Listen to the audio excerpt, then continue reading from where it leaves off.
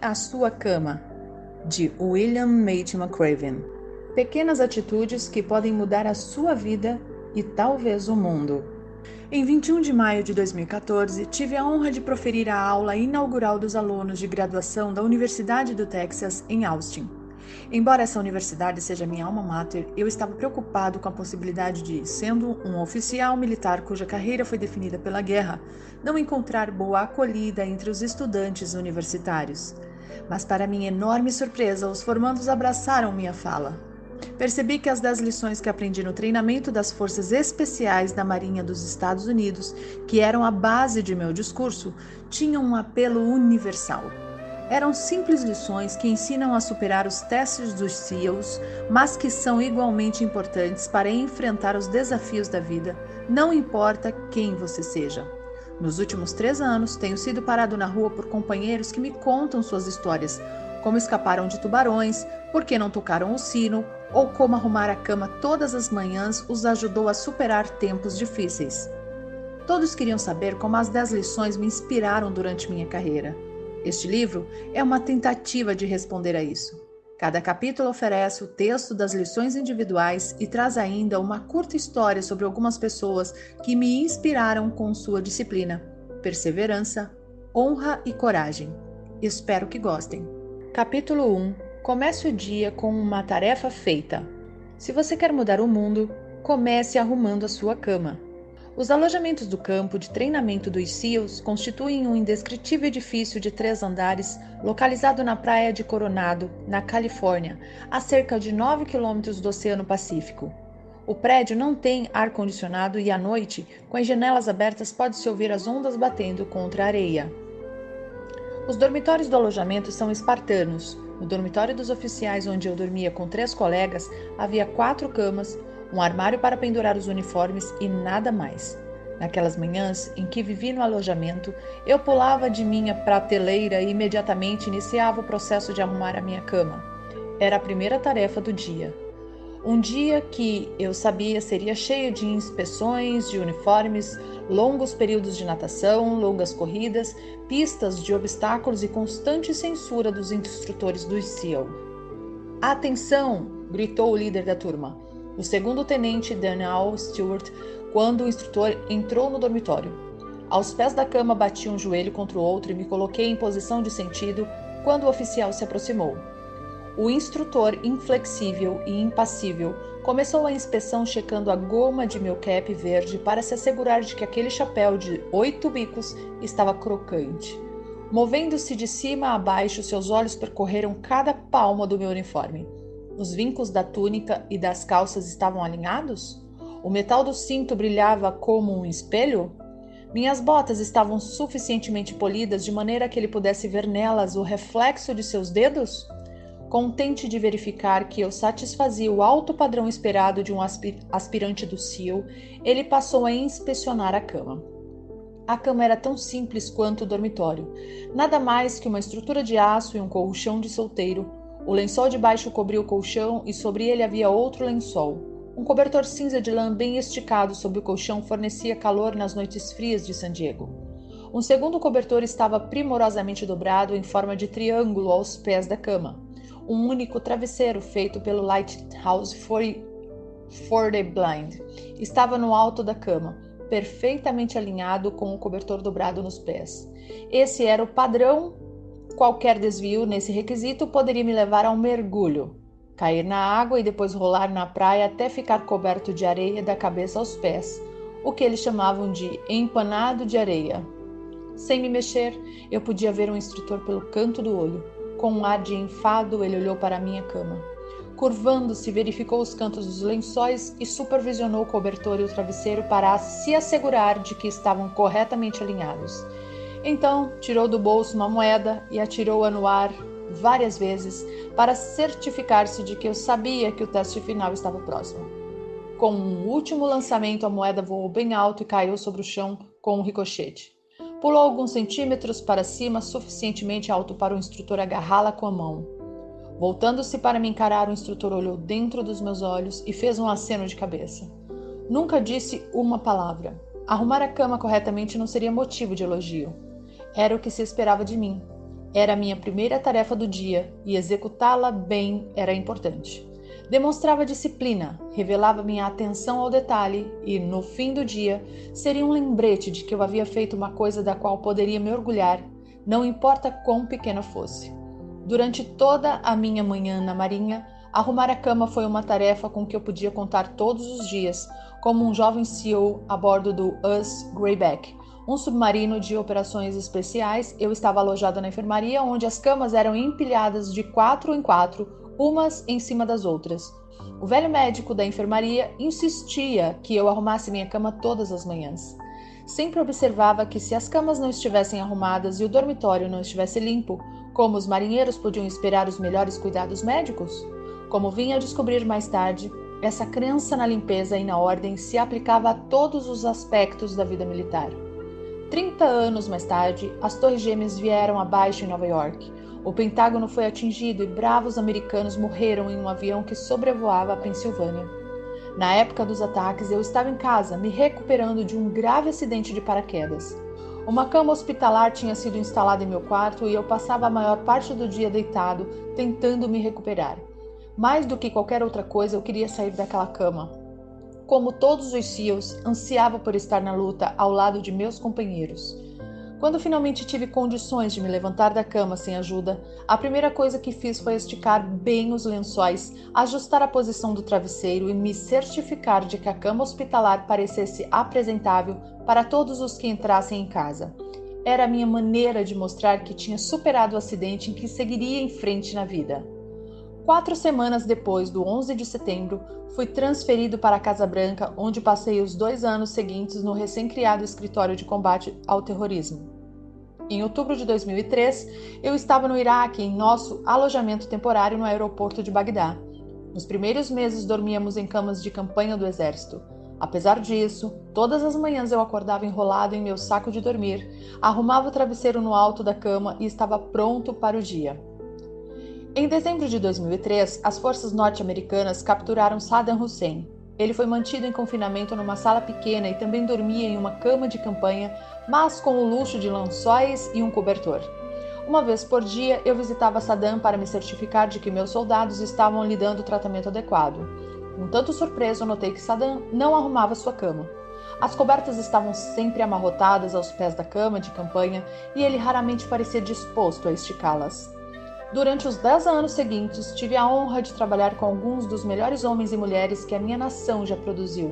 De generais a soldados rasos, de almirantes a marinheiros, de embaixadores a datilógrafos, os americanos que serviam além-mar no esforço de guerra chegavam com total disposição, sacrificando muita coisa para proteger esta grande nação. Todos eles entendiam que a vida é dura e que às vezes pouco se pode fazer para influenciar o resultado do dia. Na guerra, soldados morrem, famílias sofrem, nossos dias são longos e cheios de momentos de ansiedade. Procuramos algo que possa nos dar consolo, que possa nos motivar a iniciar o dia, que possa nos dar orgulho num mundo quase sempre horrível. Mas não é só o combate, é a vida cotidiana que precisa dessa sensação de organização. Nada pode substituir a força e o conforto da fé. Mas às vezes, o simples ato de arrumar a cama pode nos dar o estímulo de que precisamos para começar o dia e a satisfação de terminá-lo bem. Se você quer mudar a sua vida, e talvez o mundo, comece arrumando a sua cama. Capítulo 2. Você não vai conseguir sozinho. Se você quer mudar o mundo, encontre alguém que o ajude a remar. No treinamento do SEAL, aprendi cedo a valorizar o trabalho em equipe e a necessidade de confiar em mais alguém para me ajudar a vencer as tarefas difíceis. Para aqueles de nós que éramos girinos na esperança de nos tornarmos homens rãs, um bote de borracha de 10 pés era usado para nos ensinar essa lição fundamental. Durante a primeira fase do treinamento, éramos obrigados a carregar o bote para todo lugar onde íamos.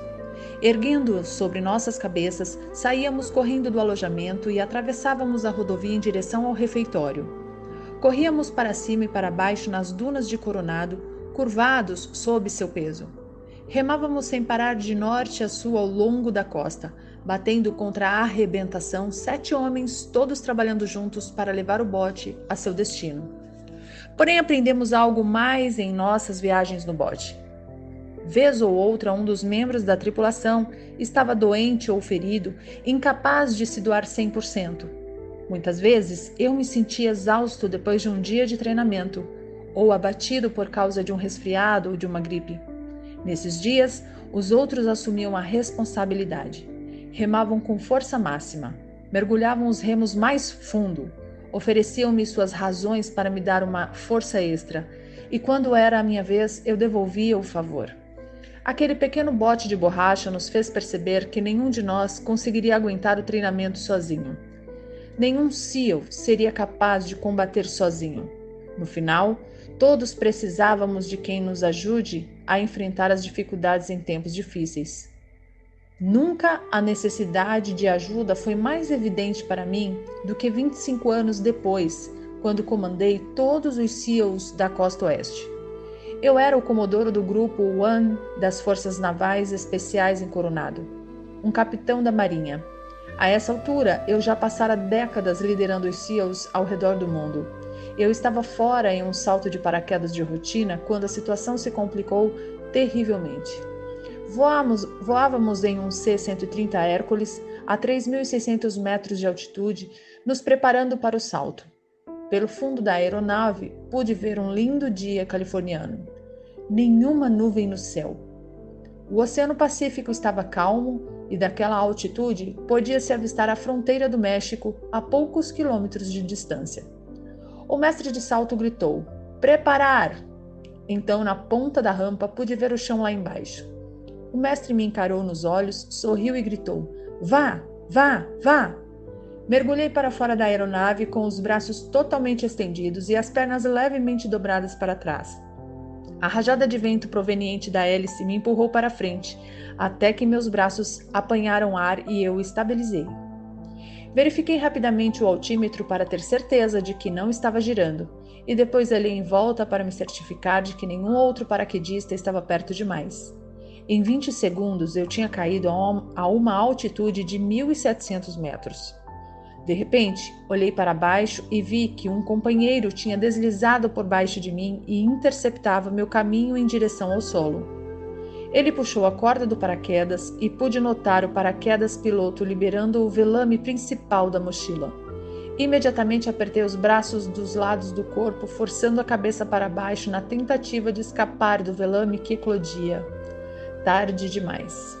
O velame explodiu diante de mim como um airbag, me atingindo a 190 km por hora.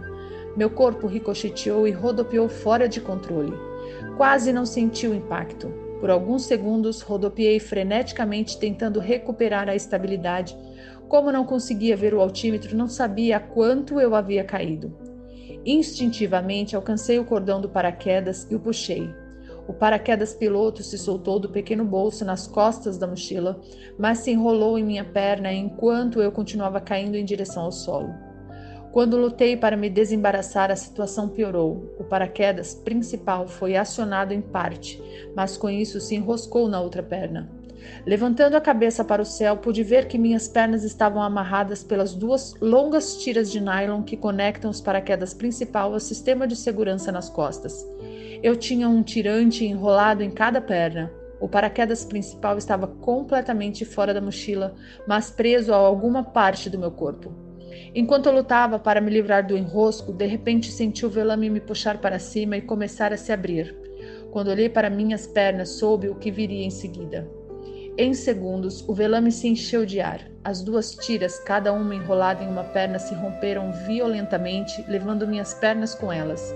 Senti minha pelve se rasgar ao meio. Os milhares de pequenos músculos que ligam a pelvis ao resto do corpo se romperam nas articulações. Minha boca se abriu e deixou escapar um grito que poderia ser ouvido no México. Uma dor abrasadora percorreu meu corpo, enviando ondas pulsantes de pelvis à cabeça. Violentas convulsões musculares me atingiram no tronco, disparando mais dor para os braços e as pernas. Então, como em uma experiência de quase morte, tive consciência do meu grito e tentei me controlar, mas a dor era forte demais. Ainda de cabeça para baixo e caindo muito rápido, tentei endireitar o corpo, que aliviou um pouco a pressão sobre a pelvis e as costas. Estava agora a 500 metros. Tinha caído mais de 1.200 metros antes que os paraquedas se abrissem. A boa notícia, eu tinha um velame totalmente aberto acima da cabeça. A má notícia, eu estava rasgado ao meio pelo impacto da abertura. Aterrissei a mais de 3 quilômetros do ponto de pouso. Em poucos minutos, a equipe de salvamento e uma ambulância chegaram. Fui levado ao hospital de traumas no centro de San Diego. No dia seguinte, fui submetido a uma cirurgia. O acidente tinha rasgado minha bacia em quase 14 centímetros. Os músculos abdominais tinham se desprendido do osso pélvico e os músculos das costas e pernas estavam gravemente danificados pelo choque. Uma grande placa de titânio foi implantada em minha bacia e um parafuso escapular fixado nas costas para me dar estabilidade.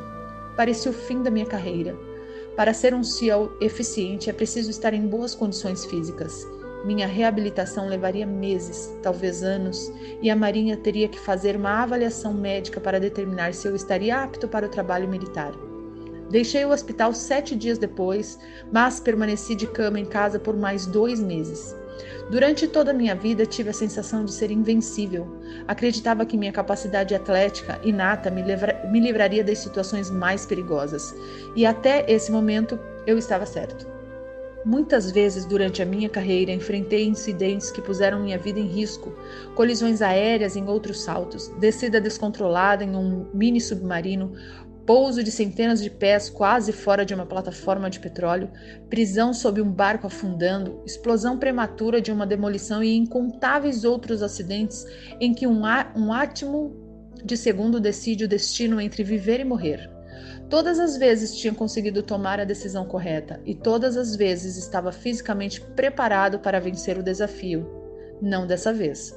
Agora deitado em uma cama, tudo o que eu sentia era autopiedade. Mas isso não duraria muito tempo.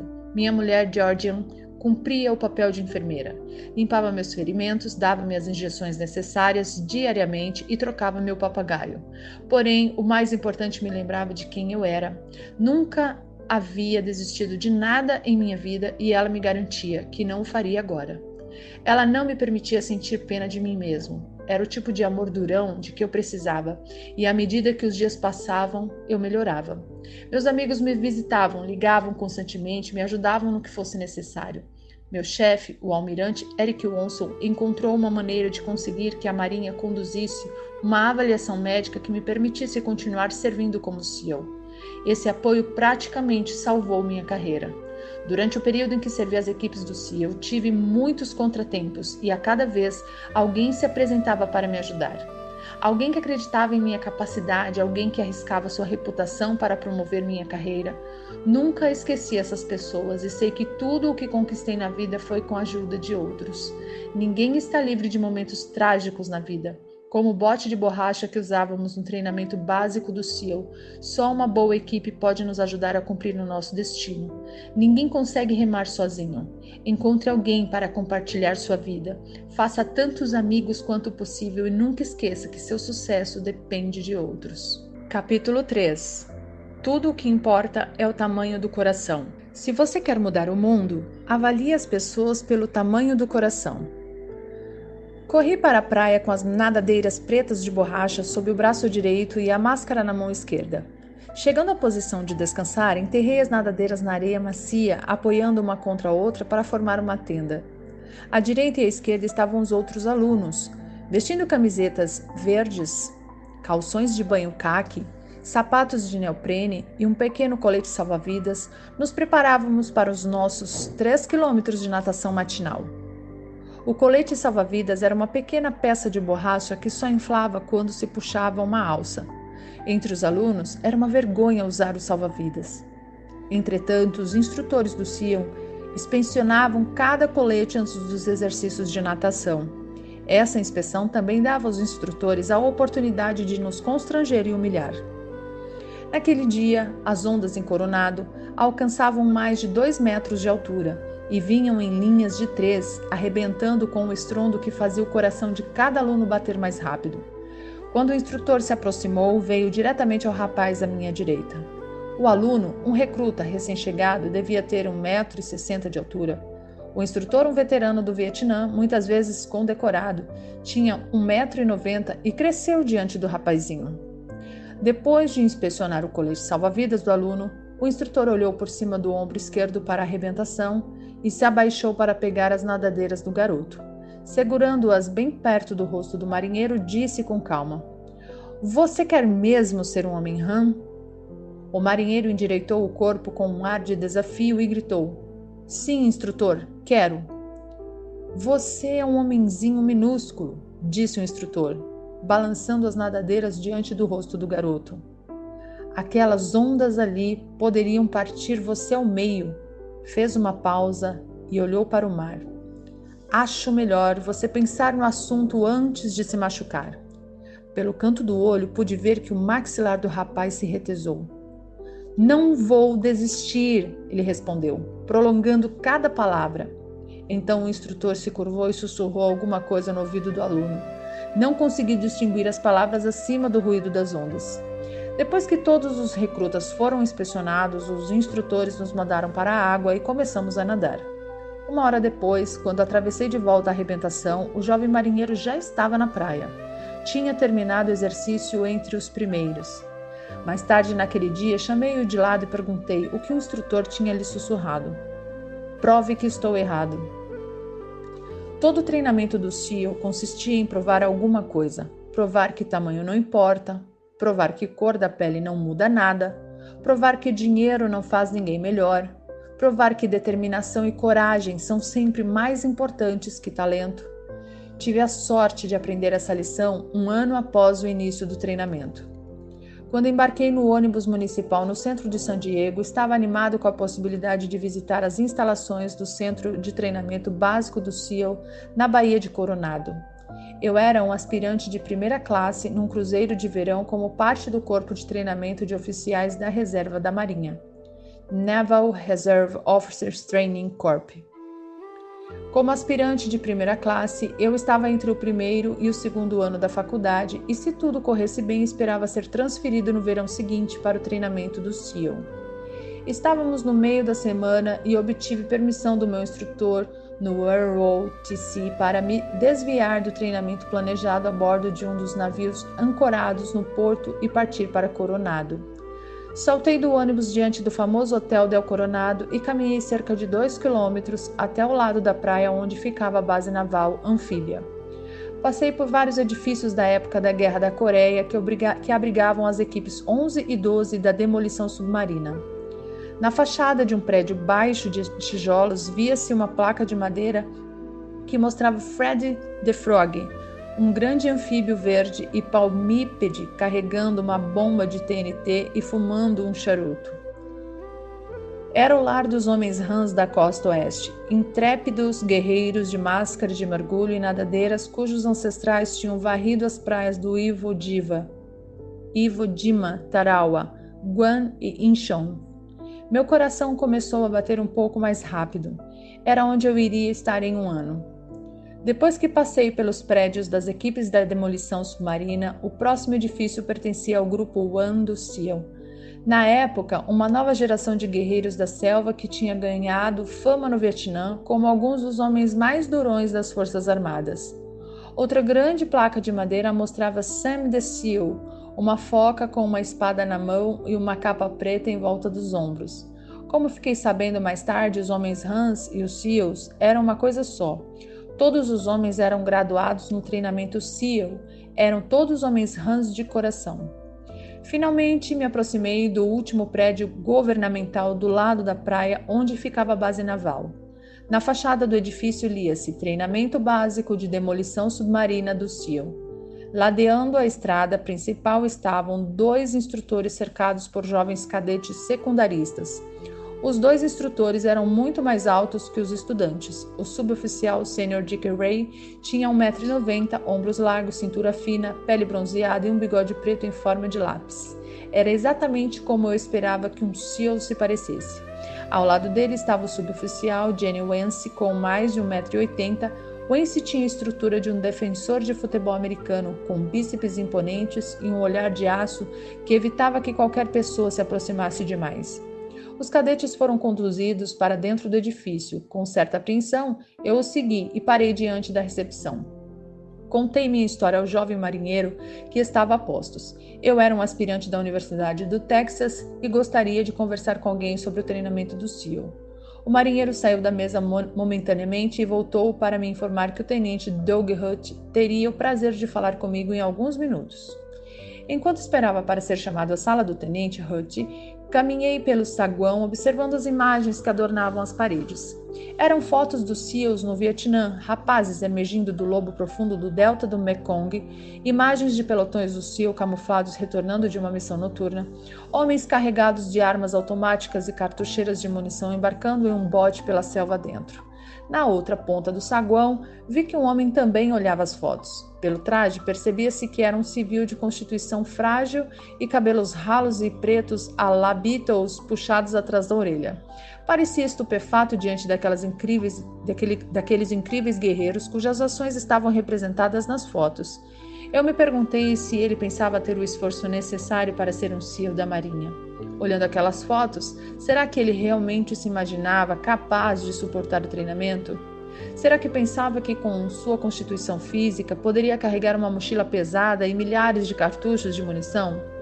Não teria visto os dois instrutores diante da porta? Homens fortes que evidentemente tinham a compleição correta?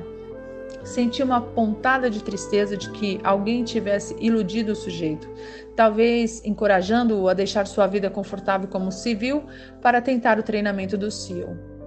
Minutos depois, o marinheiro da recepção veio caminhando pelo corredor e me conduziu à sala do tenente Hutt. Doug Hutt era um típico recrutador do SEAL. Alto, musculoso, cabelos castanhos ondulados, parecia muito elegante no uniforme caque da marinha. Sentei-me numa cadeira diante da mesa de Hutt e conversamos sobre o treinamento do SEAL e as exigências do programa. Hutt me falou de sua experiência no Vietnã e de como seria a vida se eu conseguisse me graduar no treinamento.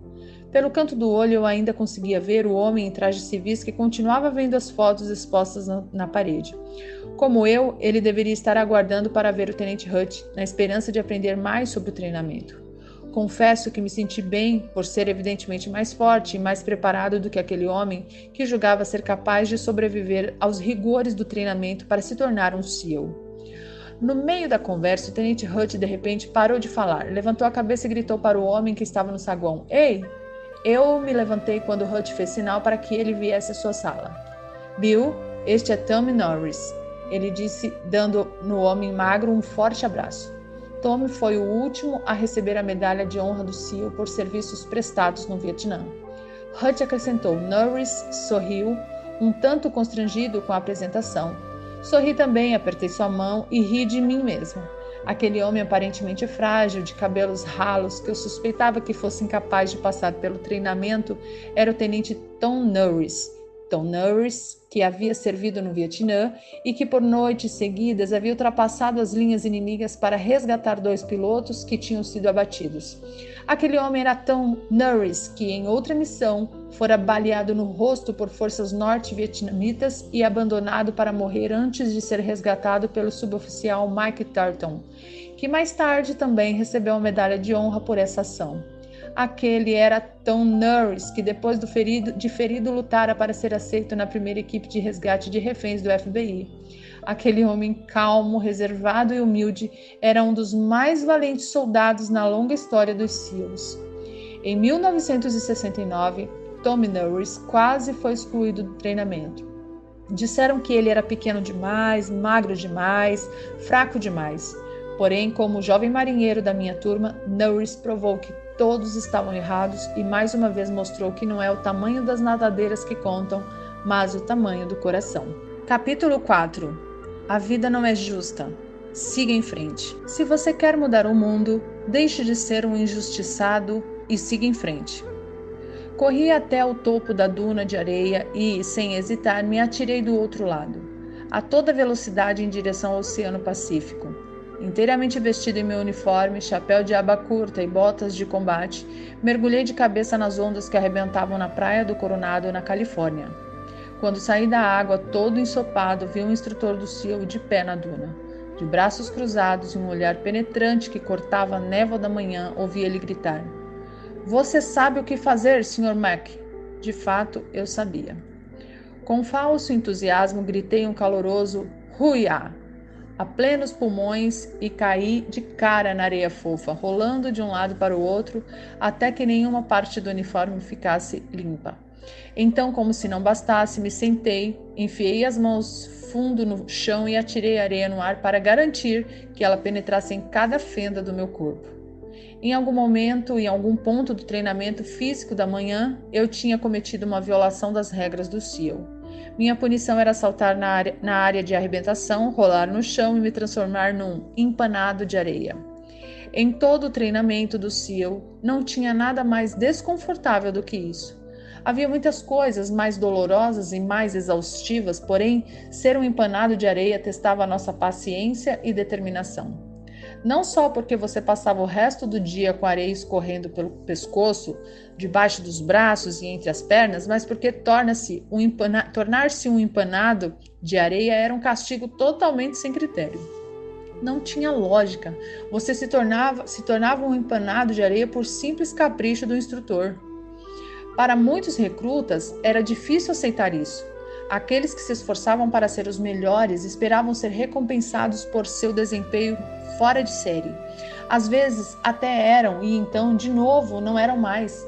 Às vezes tudo o que recebiam por seu esforço era água e areia. Sentindo que já estava suficientemente coberto de areia, corri até o instrutor e gritei "Huia!" novamente e me coloquei em posição de sentido. Olhando-me de cima a baixo para ver se eu cumpria seu padrão de excelência em matéria de empanado de areia, estava o tenente Philip L. Martin, chamado pelos amigos de Mock. Eu, porém, não possuía essa intimidade. Mock Martin era o homem RAM por excelência. Nascido e criado no Havaí, era tudo o que eu queria ser como oficial do SEAL. Veterano do Vietnã, dominava toda e qualquer arma do arsenal do SEAL. Era um dos melhores mergulhadores e, como havaiano nato, tinha uma habilidade na água que poucos, se é que haveria algum, seriam capazes de igualar. Sr. Mac, você tem alguma ideia de por que é um empanado de areia esta manhã? Disse Martin de maneira calma, mas inquisitiva.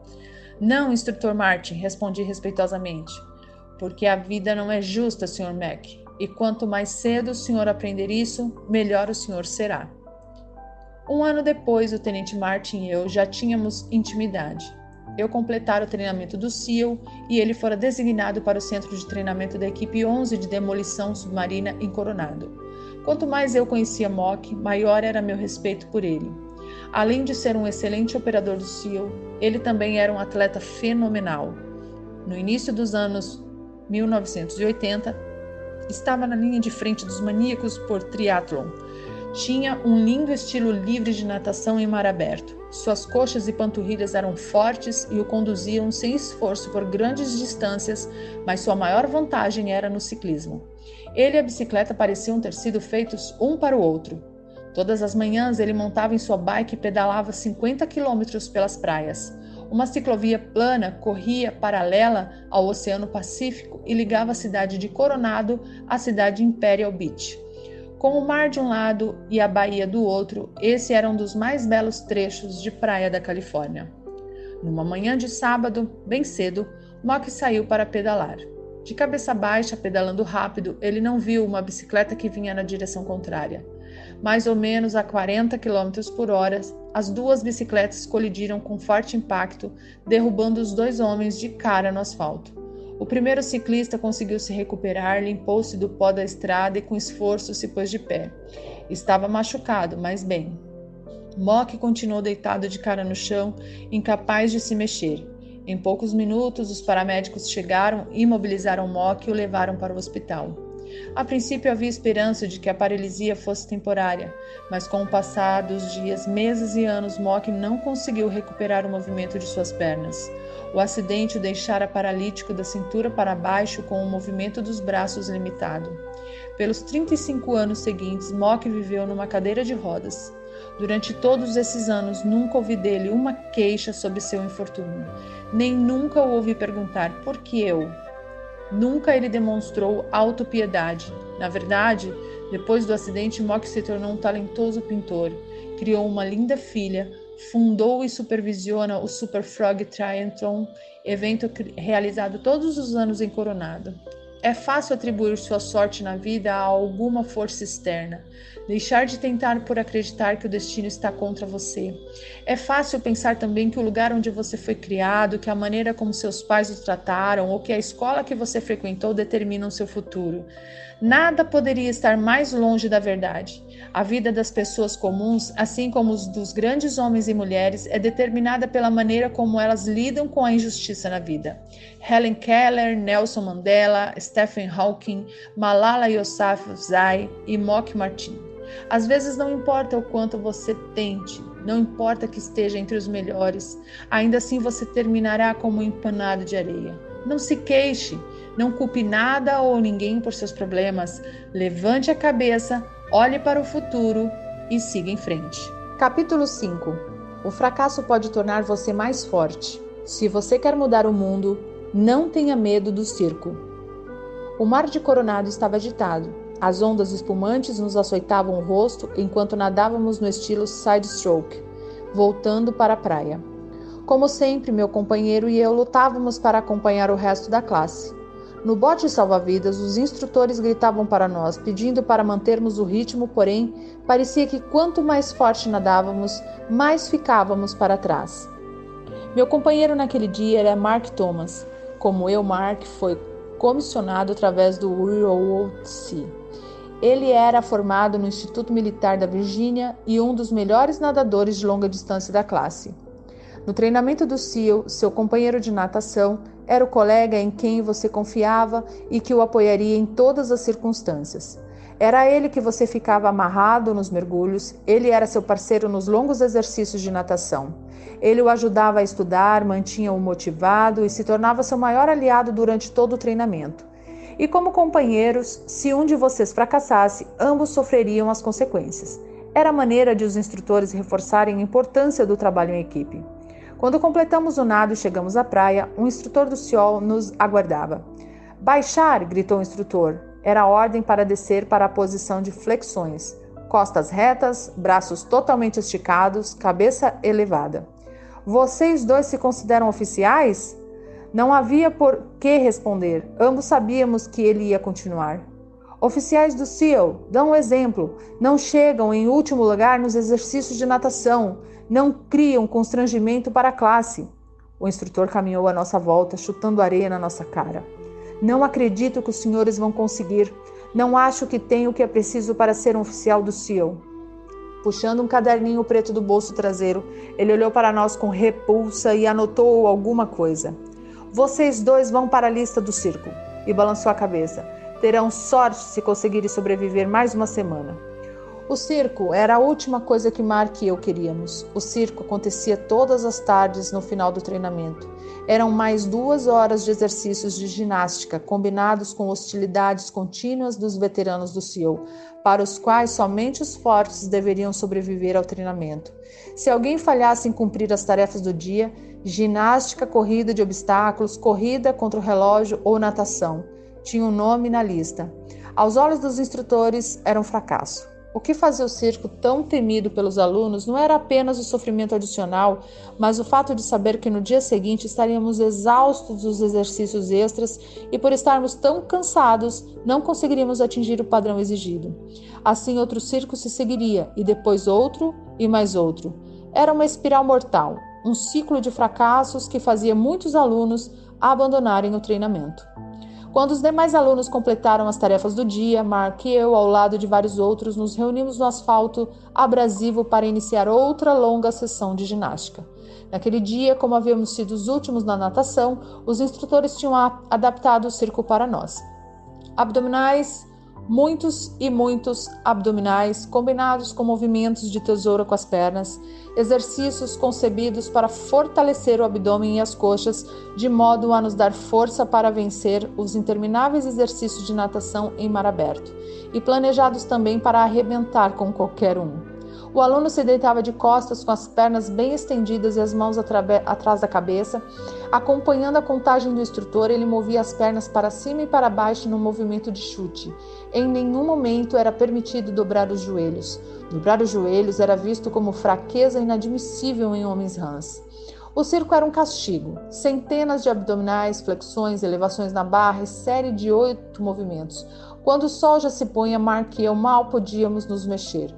O fracasso tinha um preço. O dia seguinte trouxe mais ginástica, outra corrida de obstáculos, outro exercício de natação e, infelizmente, outro circo. Mais flexões, mais elevações e muitos outros abdominais. Porém, à medida que os circos prosseguiam, uma coisa interessante aconteceu.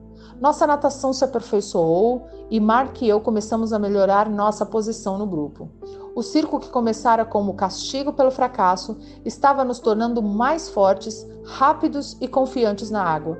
Enquanto outros alunos abandonavam o treinamento, incapazes de lidar com o eventual fracasso e o sofrimento que ele provocava, Mark e eu estávamos determinados a não permitir que o circo nos derrotasse. O fim do treinamento do SEAL era marcado por um último exercício de natação em mar aberto por 8 quilômetros na costa da ilha de São Clemente. Completar o percurso num tempo aceitável era essencial para obter a graduação no treinamento. A água estava dolorosamente fria quando saltamos do pier para o oceano. 15 duplas de nadadores caíram na água e iniciaram o longo percurso pela pequena baía e sobre os leitos de algas marinhas. Após cerca de 2 horas, as duplas estavam tão afastadas umas das outras que ninguém conseguia saber sua posição exata. Depois de 4 horas na água, com os membros dormentes, exaustos, à beira de uma hipotermia, Mark Thomas e eu chegamos à praia. O instrutor nos esperava depois da arrebentação. "Baixar!" ele gritou. Meus pés e minhas mãos estavam tão gelados que eu não conseguia sentir a areia. Com a cabeça lutando para se manter ereta, eu só conseguia ver as botas do instrutor que caminhavam ao nosso redor. Mais uma vez, os senhores criaram constrangimento para a classe. Outro par de botas entrou no meu campo de visão e mais outro. Os senhores fizeram todos os colegas parecerem péssimos. Ele fez uma pausa. "Recupere-se, senhores." Quando Mark e eu nos levantamos e olhamos em volta, percebemos que éramos a primeira dupla a chegar. Os senhores envergonharam todos eles. O instrutor sorriu. Ainda nem se avista a segunda dupla. Mark e eu nos voltamos para olhar o mar. Era verdade. Ninguém à vista. "Muito bem, senhores. Parece que todo o sofrimento valeu a pena." O instrutor fez uma pausa, deu um passo à frente e nos apertou as mãos. "Será uma honra servir com os senhores." Tínhamos conseguido. O longo exercício de natação era a última prova do treinamento. Alguns dias mais tarde, Mark e eu nos formamos. Mark teve uma carreira notável no SEAL e continuamos amigos até hoje. Vamos enfrentar muitos circos na vida. Pagaremos por nossos fracassos, mas se perseverarmos, se deixarmos que esses fracassos nos ensinem e nos fortaleçam, estaremos preparados para enfrentar os momentos mais difíceis. Em julho de 1983, tive um desses momentos. Apostos diante do comandante, pensei que minha carreira como membro do SEAL tinha terminado. Acabara de ser exonerado do meu posto, expulso por tentar mudar a maneira como minha esquadra era organizada, treinada e conduzia suas missões. A organização contava com excelentes oficiais e marinheiros, alguns dos combatentes mais profissionais com os quais eu já trabalhara. Entretanto, grande parte da cultura ainda estava enraizada na era do Vietnã e achei que era hora de mudar. Como vim a descobrir, a mudança nunca é fácil, particularmente para quem está no comando. Felizmente, embora tivesse sido dispensado, meu oficial comandante permitiu que eu me transferisse para outra equipe do SEAL, mas minha reputação como oficial estava gravemente abalada. Aonde quer que eu fosse, outros oficiais e marinheiros sabiam que eu tinha fracassado e todos os dias eu ouvia murmúrios e comentários sutis de que não estava à altura do cargo. Nesse momento, na minha carreira, eu tinha 2 opções: abandonar o serviço militar e voltar à vida civil, que me parecia a escolha lógica. Em face do meu relatório de desempenho mais recente, ou expor-me à tempestade de provar aos outros e a mim mesmo que eu era um bom oficial do SEAL, escolhi a segunda opção. Logo depois de ser afastado, recebi uma segunda chance, a oportunidade de comandar um pelotão do SEAL no estrangeiro. Nesse posto estratégico, na maior parte do tempo, ocupamos locações remotas, isoladas e entregues à nossa própria sorte. Aproveitei a oportunidade para mostrar que eu ainda era capaz de liderar.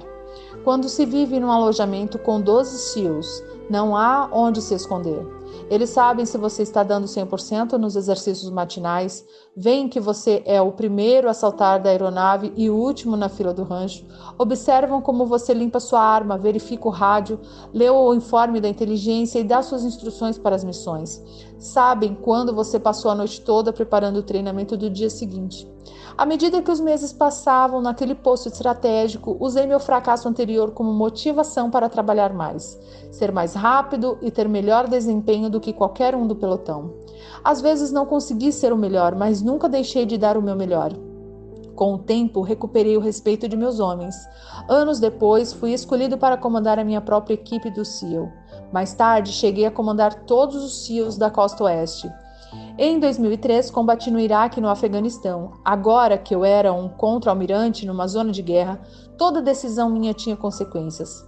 Ao longo dos anos seguintes, falhei várias vezes, mas a cada fracasso, a cada erro, houve centenas de sucessos, resgates de reféns, ataques frustrados de homem-bomba, piratas capturados, terroristas mortos e incontáveis vidas salvas. Percebi que os fracassos passados haviam me fortalecido e me ensinado que ninguém está livre de erros. Verdadeiros líderes precisam aprender com seus fracassos, usar as lições como motivação e não ter medo de tentar novamente ou de tomar a próxima decisão difícil. Não se pode evitar o circo. Em algum momento, todos nós entramos na lista. Não tenha medo do circo. Capítulo 6. Você precisa ousar mais. Se você quer mudar o mundo, atire seu obstáculo de cabeça. De pé na ponta da torre de 9 metros, agarrei a espessa corda de nylon. Uma extremidade da corda estava presa na torre e a outra ponta amarrada a um poste de 30 metros de distância. Eu estava na metade da pista de obstáculos. Com as pernas agarradas à corda e fazendo o máximo esforço para me manter equilibrado, comecei a vencer a distância que me separava do poste. Com o corpo pendurado e me movimentando como uma lagarta, eu me movia passo a passo em direção à outra extremidade. Quando cheguei ao fim, soltei a corda, pulei na areia fofa e corri para o obstáculo seguinte. Os outros alunos da classe soltavam gritos de estímulo, mas eu só ouvi o instrutor contando os minutos. Com meu estilo gambá, que era muito lento, eu tinha perdido muito tempo naquele obstáculo chamado de deslizar pela vida. Não conseguia deslizar por cima da corda, com a cabeça à frente. Era um método muito mais rápido, contudo também mais arriscado. A estabilidade é menor quando você se arrasta por cima da corda em vez de se pendurar por baixo dela. E se eu caísse e me machucasse, seria eliminado. Cruzei a linha de chegada com um tempo decepcionante. Enquanto eu permanecia curvado, tentando recuperar o fôlego, um instrutor grisalho veterano do Vietnã, com botas muito polidas e um uniforme verde engomado, circulou sobre mim. — Quando o senhor vai aprender, Sr. Mac? Ele me perguntou num tom de evidente desprezo. — Esta pista de obstáculos vai derrotá-lo sempre, a menos que comece a correr certos riscos. Uma semana depois, pus o medo de lado, agarrei a corda e me atirei de barriga com a cabeça à frente. Quando cruzei a linha de chegada com minha melhor marca, pude notar um gesto de aprovação do veterano do Vietnã. Foi uma lição simples de como vencer a ansiedade e confiar em minha própria capacidade de realizar a tarefa. Essa lição me seria muito útil nos anos vindouros. Iraque, 2004. A voz do outro lado do rádio estava calma, mas revelava uma urgência evidente. Os 3 reféns que procurávamos tinham sido localizados. Terroristas de Al-Qaeda os mantinham numa área de custódia de prisioneiros na periferia de Bagdá. Infelizmente, o serviço de inteligência informara que os terroristas estavam prestes a remover os homens. Por isso, tínhamos que agir rapidamente. O tenente-coronel do Exército, no comando da missão de resgate, me avisou que teríamos de conduzir um ataque perigoso à luz do dia. Para piorar a situação, a única maneira de ter sucesso era pousar 3 helicópteros Black Hawk que levavam as forças de assalto no meio da pequena área murada. Conversamos sobre outras opções táticas, mas ficou claro que o coronel estava certo. Sempre era preferível conduzir uma missão de resgate à noite, quando o elemento surpresa estaria do nosso lado. mas aquela era uma oportunidade momentânea e se não agíssemos imediatamente, os reféns seriam removidos e possivelmente mortos. Aprovei a missão e em poucos minutos a força de resgate tinha embarcado nos 3 helicópteros Black Hawk e estava a caminho da área inimiga. Acima deles, outro helicóptero fazia um voo de observação e transmitia o vídeo para o meu quartel-general. Em silêncio, vi quando os 3 helicópteros voaram baixo sobre o deserto, poucos metros acima do solo, para esconder sua aproximação. Dentro da área murada, pude ver um homem que empunhava uma arma automática e entrava e saía do prédio, aparentemente preparando-se para partir. Os helicópteros ficaram 5 minutos fora de vista, e tudo o que pude fazer ali em meu quartel-general foi ouvir a comunicação interna enquanto a equipe de resgate fazia sua preparação final. Não era o primeiro resgate de reféns sob meu comando, nem seria o último, mas era com certeza o mais ousado em face da necessidade de um pouso surpresa dentro da área de custódia inimiga. Embora os pilotos da unidade de aviação do Exército fossem os melhores do mundo, ainda assim era uma missão de alto risco. 3 helicópteros com hélices que se estendiam a mais de 18 metros teriam que pousar em um espaço pouco maior que isso. O que criava ainda mais dificuldade era um muro de tijolos de 2,5 metros que cercava a área de custódia, o que obrigava os pilotos a alterar dramaticamente seu ângulo de aproximação. Seria um pouco difícil, e pelo rádio podia ouvir a equipe de resgate se preparando para o desafio. Pelo vídeo de inspeção, pude ver a aproximação final dos helicópteros. O primeiro voou baixo e direto, e assim que passou pelo muro, aterrissou no pequeno pátio. Imediatamente, a equipe de resgate saiu do Black Hawk e correu para o prédio. O segundo helicóptero veio logo atrás e pousou a poucos metros do companheiro. A corrente descendente provocada pelas hélices levantou uma nuvem de poeira em toda a área. Quando o terceiro helicóptero se aproximou, uma gigantesca nuvem de pó cegou temporariamente o piloto. O nariz do helicóptero passou raspando por cima do muro e a roda traseira raspou na parede, lançando tijolos para todo lado. Sem espaço, o piloto jogou a aeronave contra o solo com um baque, mas ninguém se feriu. Minutos depois, recebi a notícia de que todos os reféns estavam bem. Em meia hora, a equipe de resgate e os homens libertados estavam de volta à segurança. A aposta valera a pena. Ao longo da década seguinte, percebi que correr riscos era comum em nossas operações de forças especiais. Elas sempre forçavam seus limites e os limites de suas máquinas para chegar ao sucesso. De certa maneira, era isso que as diferenciava de todas as outras. Entretanto, ao contrário do que viam os observadores externos, o risco era geralmente calculado e bem planejado.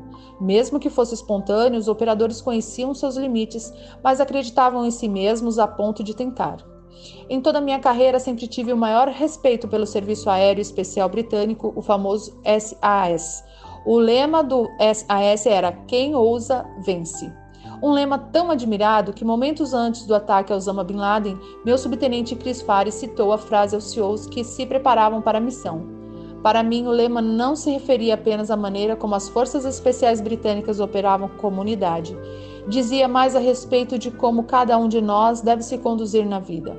A vida é uma luta e a possibilidade de fracasso está sempre presente, mas os que vivem com medo do fracasso, do sofrimento ou da vergonha nunca conquistarão seu pleno potencial.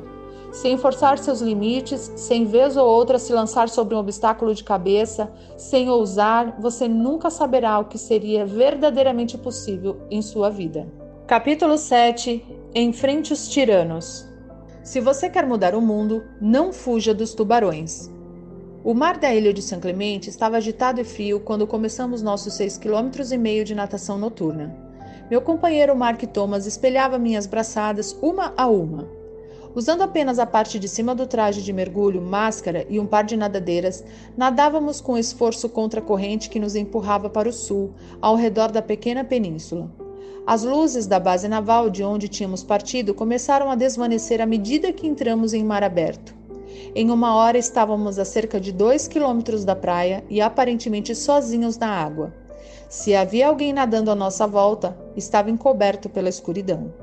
Eu podia ver os olhos de Mark através do vidro da máscara. Sua expressão devia refletir a minha. Nós dois sabíamos que as águas de São Clemente estavam cheias de tubarões. E não eram simples tubarões, mas grandes tubarões brancos, os maiores e mais agressivos devoradores de homens do oceano. Antes de nossa partida, os instrutores do SEAL nos deram a prévia das ameaças que poderíamos encontrar naquela noite. Havia tubarões leopardos, tubarões sombreiros, tubarões martelos, porém os mais temidos era o grande tubarão branco. Era um tamanho inquietante, era um tanto inquietante estar sozinho à noite no meio do oceano, sabendo que espreitando sob a superfície estava uma criatura pré-histórica à espera de me partir ao meio. Mas nós dois queríamos tanto ser SEALs que nada naquela noite iria nos deter. Se tivéssemos que lutar contra tubarões, estávamos preparados. Nosso objetivo, que eu considerava honrado e nobre, nos dava coragem, uma qualidade notável. Nada nem ninguém poderia impedir nosso caminho. Sem coragem, os outros o definiriam por nós. Sem ela, estaríamos à mercê das tentações da vida. Sem ela, os homens seriam governados por tiranos e déspotas. Sem ela, nenhuma grande sociedade poderia florescer. Sem coragem, os tiranos dominariam o mundo. Com ela, podemos conquistar qualquer objetivo. Com coragem, podemos desafiar e derrotar o mal. Saddam Hussein, ex-presidente do Iraque, estava sentado na ponta de um catre do exército, vestindo apenas um macacão laranja, tendo sido capturado pelas forças norte-americanas 24 horas antes, era agora prisioneiro dos Estados Unidos. Quando abri a porta para os novos chefes do governo do Iraque, Saddam permaneceu sentado. Um sorriso sarcástico passou por seu rosto e não se via sinal de remorso ou submissão em sua atitude. Imediatamente, os 4 líderes iraquianos começaram a gritar com Saddam, mas a uma distância segura. Com um olhar de desprezo, Saddam lançou a eles um sorriso devastador e fez sinal para que se sentassem. Temendo ainda o antigo ditador, cada um deles pegou uma cadeira dobrável e se sentou. Os gritos e as acusações continuaram, mas lentamente foram diminuindo quando o ditador começou a falar. No governo de Saddam Hussein, o partido Baath fora responsável pela morte de milhares de xiitas e dezenas de milhares de curdos. Saddam havia assassinado pessoalmente alguns de seus próprios generais que ele julgou desleais. Embora eu estivesse convencido de que Saddam jamais voltaria a ser uma ameaça para outros homens presentes, os líderes iraquianos não tinham certeza disso. O medo em seus olhos era evidente. Aquele homem, o açougueiro de Bagdá, tinha aterrorizado cada uma nação durante décadas. Oculto à personalidade lhe garantira seguidores da pior espécie. Seus seguidores tinham brutalizado inocentes e obrigado milhares de pessoas a fugir do país. Ninguém no Iraque mostrara coragem de desafiar o tirano. Eu não tinha dúvida de que aqueles novos líderes ainda temiam que Saddam fosse capaz de fazer, mesmo atrás das grades. Se o propósito da reunião era mostrar a Saddam que ele não tinha mais poder, estava sendo um fracasso. Naqueles breves momentos, Saddam conseguira intimidar e assustar a nova liderança governamental. Parecia mais confiante do que nunca. Quando os líderes saíram, instruí meus guardas a isolar o ex-presidente numa pequena sala. Visitantes não seriam permitidos e os guardas receberam ordens de não falar com Saddam. Ao longo do mês seguinte, visitei aquela pequena sala todos os dias. E todos os dias, Saddam se levantou para me cumprimentar e todos os dias, sempre sem falar, fiz sinal a ele para que voltasse a seu catre. A mensagem era clara, ele não era mais importante. Não podia mais intimidar os que o cercavam. Não podia mais incutir medo em seus subalternos. O palácio resplandecente não existia mais. Tampouco as criadas, os servidores, os generais. Acabara-se o poder. A arrogância e a opressão que definiram seu governo tinham chegado ao fim. Jovens e corajosos soldados americanos enfrentaram sua tirania e agora ele não ameaçava mais ninguém. 30 dias depois, transferi Saddam Hussein para uma unidade militar adequada e 1 ano mais tarde os iraquianos o enforcaram por seus crimes contra a nação. Tiranos são sempre iguais, não importa onde estejam, no pátio da escola, no local de trabalho ou governando um país por meio do terror. Eles prosperam onde há medo e intimidação. Extraem sua força dos tímidos e fracos. São como tubarões que sentem o medo na água, circulam para ver se sua presa está lutando e investigam se sua vítima é fraca. Se você não encontra coragem para enfrentá-los, eles atacam. Na vida, para conquistar objetivos para completar a natação noturna, teremos que ser homens e mulheres de grande coragem. Essa coragem está dentro de todos nós. Cave bem fundo e você vai encontrá-la em abundância. Capítulo 8. Mostre-se à altura da ocasião. Se você quer mudar o mundo, dê o seu melhor nos momentos mais sombrios. Parado na pequena restinga arenosa, eu olhava do outro lado da baía a fila de navios de guerra ancorados diante da base naval de San Diego. Entre os navios e o nosso ponto de partida, na baía da cidade, estava ancorado um pequeno navio que naquela noite seria o nosso alvo. Nossa turma tinha passado os últimos meses aprendendo a usar o equipamento básico de mergulho e também o mais avançado com um tanque de oxigênio de circuito fechado, Emerson, que não lançava borbulhas. Aquela noite seria o auge da fase de mergulho, a parte tecnicamente mais difícil do treinamento básico do SEAL. Nosso objetivo era nadar 2 quilômetros abaixo da superfície, cruzando a baía do ponto de partida até onde o navio estava ancorado. Sob seu casco, devíamos instalar uma mina magnética de treinamento na quilha e então, sem ser percebidos, voltar à praia. O equipamento Emerson era morbidamente chamado de aparelho mortal. Sabia-se que vez ou outra ele não funcionava bem e, segundo o folclore do SEAL, recrutas tinham morrido ao longo dos anos usando o Emerson. Naquela noite, a visibilidade na Baía de San Diego estava tão ruim que não conseguíamos ver um palmo diante do nariz. Tudo o que tínhamos era uma lanterna química verde para iluminar nossa bússola. Para piorar as coisas, a névoa estava cada vez mais densa. A neblina pairava sobre a baía, nos impedindo de traçar o rumo até nosso alvo. Se o perdêssemos, nos veríamos no canal de atracação. Nunca um bom lugar para estar quando um destroyer da marinha se aproximava do porto. Os instrutores andavam de um lado para o outro diante das 25 duplas de mergulhadores que se preparavam para o exercício noturno. Pareciam tão nervosos quanto nós. Sabiam que aquele treinamento tinha alto potencial de provocar ferimentos ou até mesmo a morte.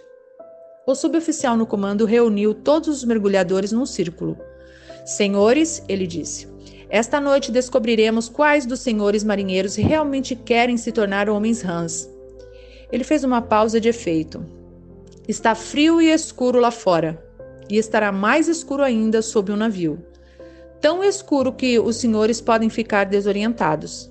Tão escuro que se algum dos senhores se afastar do seu companheiro, ele não conseguirá encontrá-lo. A neblina agora se fechava à nossa volta, envolvendo até a pequena restinga onde estávamos. Esta noite os senhores terão que dar o melhor de si. Terão que superar seus medos, suas dúvidas e seu cansaço. Não importa a escuridão, os senhores devem completar a missão. Isso é o que os separa de qualquer outra pessoa.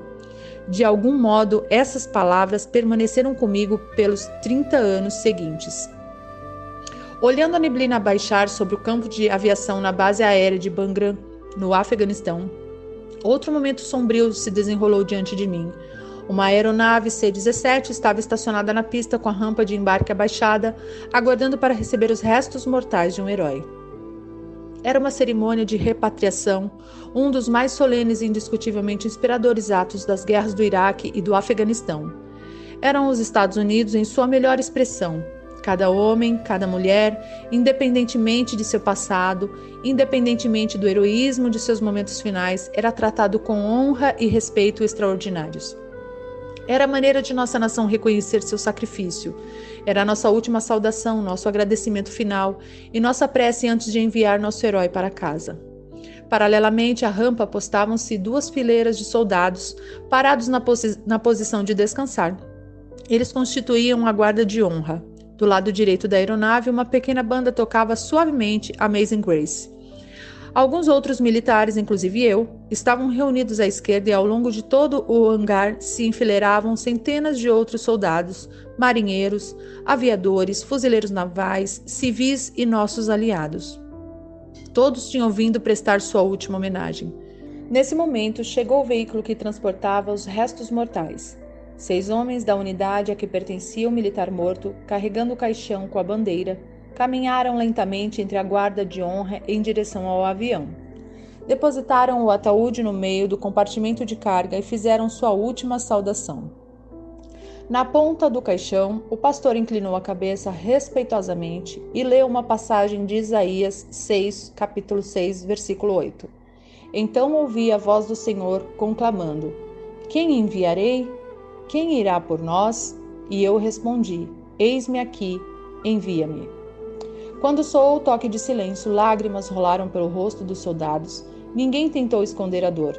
Quando os carregadores do caixão partiram, os que estavam alinhados do lado de fora entraram um por um, saudando e se ajoelhando ao pé do ataúde para um último adeus. O C-17 partiu mais tarde naquela manhã, parando para abastecer ao longo do trajeto e chegou à base aérea de Dover. Ali, outra guarda de honra e a família do soldado morto receberam o caixão e o escoltaram para casa. Não há momento mais sombrio na vida de uma pessoa do que perder alguém que se ama. Apesar disso, muitas e muitas vezes, vi famílias unidas, militares, cidades e toda uma nação reunidas para mostrar o melhor de si nesses momentos trágicos. Quando um experiente operador especial do exército foi morto no Iraque, seu irmão gêmeo permaneceu firme, consolando os amigos do soldado, mantendo a família unida e afirmando que o irmão teria orgulho de sua força naquele momento de necessidade. Quando um Ranger foi enviado de volta à sua base em Savannah, na Geórgia, toda a unidade vestida em seu melhor uniforme marchou da igreja até o bar favorito do morto, na River Street. Toda a cidade de Savannah foi se juntando à unidade ao longo do trajeto. Bombeiros, policiais, veteranos de guerra, civis de todas as classes estavam lá para homenagear o jovem soldado que morrera heroicamente no Afeganistão. Quando uma aeronave CV-22 caiu no Afeganistão, matando o piloto e vários homens da tripulação, os aeronautas da mesma unidade se reuniram, prestaram sua homenagem e voaram no dia seguinte, sabendo que seus companheiros mortos gostariam de vê-los no ar, continuando a missão. Quando um acidente de helicóptero ceifou a vida de 25 operadores especiais e 6 soldados da Guarda Nacional, toda a nação lamentou, mas também sentiu enorme orgulho da coragem, do patriotismo e do valor dos guerreiros mortos. Em algum momento, todos nós enfrentaremos uma fase sombria na vida, se não a morte de um ser amado, alguma coisa que aniquile nossa energia e nos faça duvidar do futuro. Nesse momento sombrio, mergulhe fundo dentro de si mesmo e dê o seu melhor. Capítulo 9. Dê esperança às pessoas. Se você quer mudar o mundo, comece a cantar quando estiver enfiado na lama até o pescoço. O vento noturno que vinha do oceano soprava a 30 km por hora. Não havia lua e uma camada de nuvens baixas obscurecia as estrelas. Eu estava com lama até a altura do peito, coberto de sujeira da cabeça aos pés. Com a visão embaçada pelo barro endurecido, só conseguia enxergar a fila de companheiros alinhados no poço do meu lado. Era a quarta-feira da semana infernal e minha classe tinha sido engolida pelos execráveis pântanos de Tijuana. A semana infernal era o acontecimento mais importante da primeira fase do treinamento SEAL. Eram 6 dias sem dormir e sob implacável hostilidade dos instrutores. Eram longas corridas, exercícios de natação em mar aberto, pista de obstáculos, subidas em cordas, infindáveis sessões de ginásticas e constantes remadas no pequeno bote inflável. O objetivo da semana infernal era eliminar os fracos, aqueles que não eram suficientemente competitivos e resistentes para merecer um lugar entre os SEALs. Estatisticamente, mais alunos abandonavam o treinamento durante a semana infernal do que em qualquer outra fase, e o pântano era a parte mais difícil da semana. Localizado entre o sul de San Diego e o México, o pântano era uma região baixa onde a drenagem do San Diego criava uma grande faixa de terreno pantanoso e profundo que tinha consistência de barro úmido. No início daquela tarde, nossa classe tinha remado em seus botes de borracha de Coronado até o pântano. Assim que chegamos, recebemos ordem de entrar no pântano e iniciamos uma série de corridas e competições individuais organizadas para nos manter com frio, molhados e miseráveis. A lama se grudava em toda parte do corpo. Era tão densa que se mover por ela exauria nossas forças e punha à prova nossa vontade de prosseguir. As atividades duravam horas. No fim da tarde, mal conseguíamos nos mexer com o frio de gelar os ossos e o cansaço. Quando o sol se punha, a temperatura declinava, a velocidade do vento aumentava e tudo parecia ainda mais difícil. A moral caía rapidamente, ainda estávamos na quarta-feira e sabíamos que mais 3 dias de dor e exaustão nos aguardavam. Era o momento da verdade para muitos alunos, tremendo incontrolavelmente, com mãos e pés inchados pelo uso incessante e a pele tão sensível que o mais leve movimento podia gerar desconforto. Íamos perdendo a esperança rapidamente. Recortado em silhueta contra a luz, distantes da cidade, um instrutor caminhou decidido até a borda do pântano. No tom de um velho amigo, falou com gentileza em um megafone e ofereceu conforto aos recrutas sofredores. Podíamos nos juntar a ele e aos outros instrutores ao pé do fogo, ele dizia. Ali havia café quente e canja de galinha. Poderíamos descansar até o sol raiar. Saiam daí, acalmem-se. Eu percebia que alguns alunos estavam prontos a aceitar a oferta. Afinal, quanto mais conseguiríamos sobreviver naquele pântano? Uma fogueira, café quente e canja de galinha com certeza soavam bem. Mas então veio a armadilha. Só precisávamos que 5 de nós desistissem, apenas 5, e o resto da classe não sofreria mais. O companheiro ao meu lado começou a se mover na direção do instrutor. Agarrei seu braço e o segurei firme, mas a necessidade de escapar à lama era grande demais. Ele escapou e começou a caminhar na direção da terra firme. Pude ver que o instrutor sorria. Ele sabia que uma vez que um desistisse, outros o seguiriam. De repente, acima do uivo do vento, ouviu-se uma voz cantando.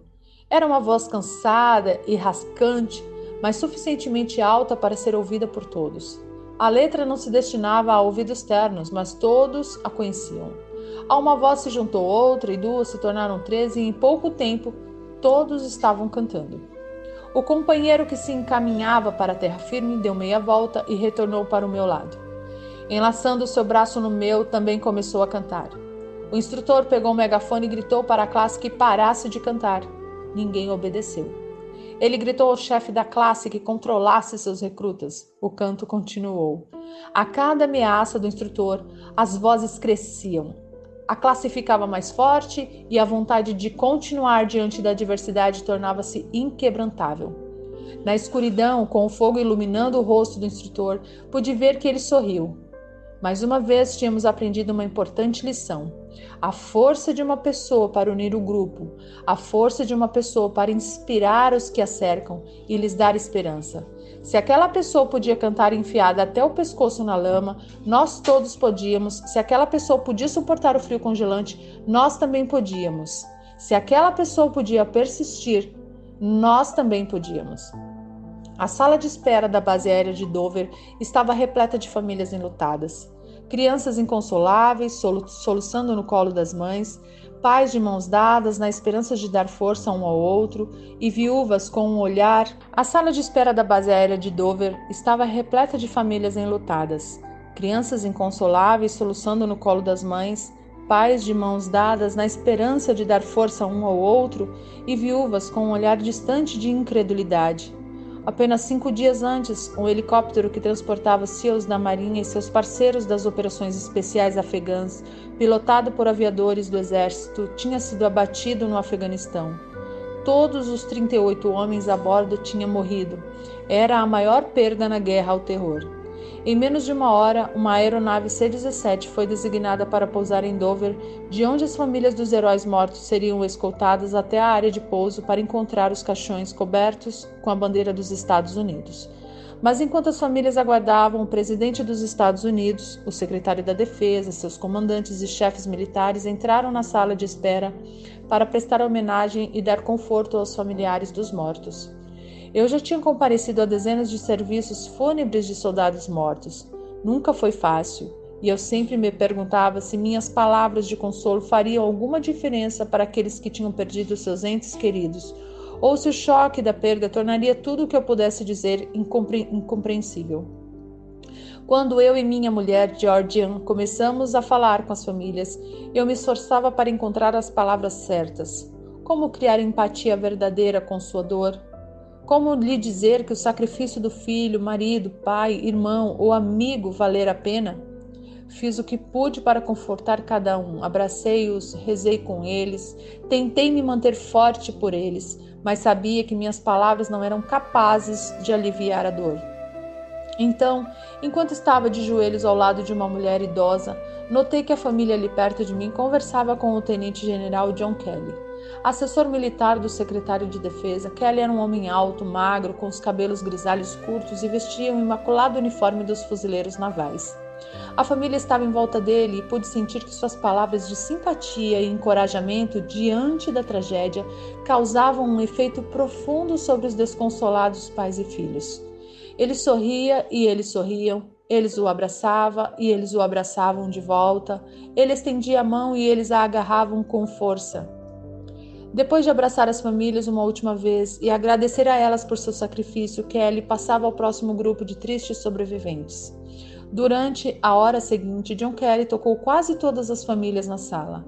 Mais do que as de qualquer outro visitante naquele dia, as palavras de Kelly reverberaram em cada pai, esposa, irmão, irmão, amigo.